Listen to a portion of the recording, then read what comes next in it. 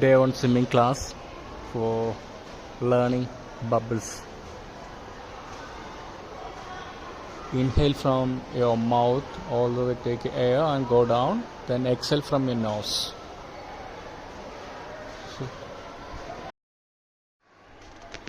സ്വിമ്മിങ്ങിൽ basic സ്റ്റെപ്പാണ് bubbles. അത് bubbles എങ്ങനെയാണ് ചെയ്യേണ്ടതെന്ന് വ്യക്തമായി ഈ വീഡിയോയിലൂടെ നിങ്ങൾക്ക് മനസ്സിലാക്കാൻ പറ്റും.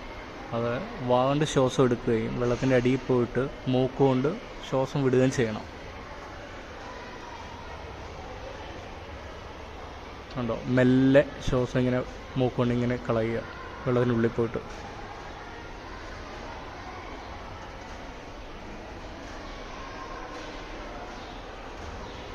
ഇതാണ് സ്വിമ്മിങ്ങിലെ ഏറ്റവും ബേസിക്. ഇത് പഠിച്ചില്ലെങ്കിൽ എന്താ, നിങ്ങൾ സ്വിമ്മ് ചെയ്യാൻ സ്റ്റാർട്ട് ചെയ്യുമ്പോൾ എന്ത് ചെയ്യും, മൂക്കിൽ വെള്ളം കയറിപ്പോവും, അല്ലെങ്കിൽ മണ്ടയിലേക്ക് വെള്ളം കയറിപ്പോവും.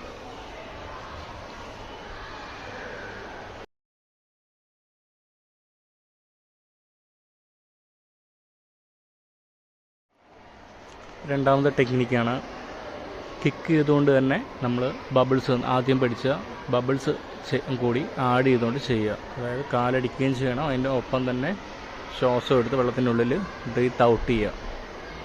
ഇത് നന്നായിട്ട് ചെയ്ത് പഠിക്കുമ്പോൾ നല്ല കുറച്ച് എൻഡോറൻസും കാര്യങ്ങളൊക്കെ ബിൽഡപ്പ് ആവും.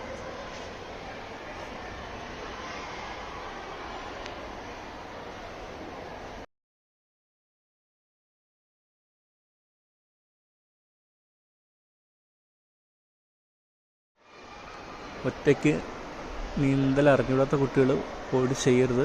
ഒരു കാരണവശാലും പേരൻസിൻ്റെ കൂടെയോ അല്ലെങ്കിൽ കോച്ചസിൻ്റെ കൂടെയോ മാത്രമേ പ്രാക്ടീസ് ചെയ്യാവൂ.